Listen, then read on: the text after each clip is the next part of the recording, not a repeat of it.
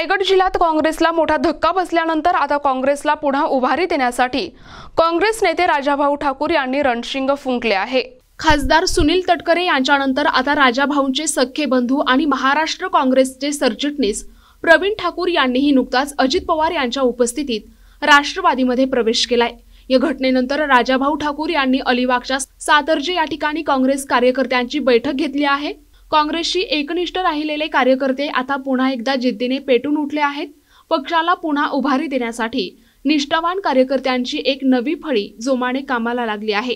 त्यामुळे येत्या काळात काँग्रेस रायगड जिल्ह्यात मोठी उभारी घेईल असे बोलले जात आहे। या बैठकीत पुढील रणनीतीवर चर्चा करण्यात आली।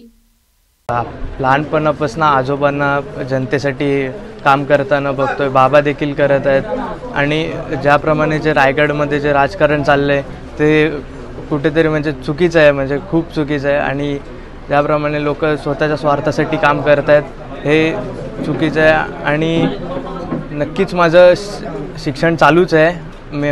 माझी 12वी झाली आहे, मी डिग्रीला ॲडमिशन देखील घेतलं आहे आर्किटेक्चरच्या आणि आता येत्या 15-20 दिवसात माझं कॉलेज देखील चालू होणार आहे। पण जनतेसाठी काम करायचे हे आणि काँग्रेस पक्ष पुढे न्यायचं आणि आजोबांचं आणि बाबांचं नाव कायम चालवतं। आता आपण ज्या पद्धतीने बोललेत की मी थोड्याच वेळापूर्वी आपल्याला माहिती असेल सांगितलं की काही कुटुंब अशी आहेत की त्यांची कधी पोटच भरली नाही, त्यांचं फक्त मलाच पाहिजे, मला पाहिजे, माझ्या मुलांना पाहिजे। आज तुम्ही सांगा रायगड जिल्ह्यासारख्या प्रमुख म्हणजे महाराष्ट्रातल्या प्रमुख जिल्ह्यामध्ये पालकमंत्रीपद हे जर रिक्त असेल तर त्याचा सर्वात मोठा जो इफेक्ट आहे किंवा सर्वात मोठा तोटा आहे तो जनतेला रायगडच्या। परंतु माझंच भरलं पाहिजे ही जी ज्यांची कोणाची आपण बघतोय जी पद्धत आहे त्याच्यामुळे काय झाले, आज आपण बघा मी कोणालाही समर्थन करतो असं नाही, परंतु जर आपण बघितलं असेल महायुतीमधले जे मंत्री आहेत आता जे 4-4 वेळेला आमदार झालेले आहेत सिनियरिटीच्या हिशोबाने आणि खरोखर जनमानसामध्ये जी त्यांची क्रेज आहे किंवा ते जनमानसामध्ये ज्या पद्धतीने माझे वडील देखील जनमानसामध्ये काम करत होते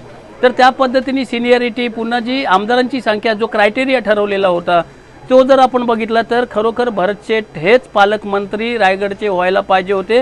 ही माझी नाही तर 100% ह्या रायगडच्या जनतेची मागणी होती, परंतु सर्व मलाच पाहिजे, माझ्याच कुटुंबाला पाहिजे, माझ्याच मुलांना पाहिजे ही पद्धत ही रायगड जिल्ह्यासाठी घातक आहे आणि त्याच्यासाठी रायगड जिल्ह्यातील जनतेने एकत्र येऊन तुम्हाला सांगतो 100% निर्णय घेतलेला आहे। म्हणून मी आज सांगतो एकदा झालं, दोनदा झालं, पण तिसऱ्यांदा रायगड जिल्ह्याचा खासदार हा काँग्रेस पक्षाचाच असेल हे देखील मी आज तुम्हाला या निमित्ताने सांगतो। NTV news Marathi Raigad.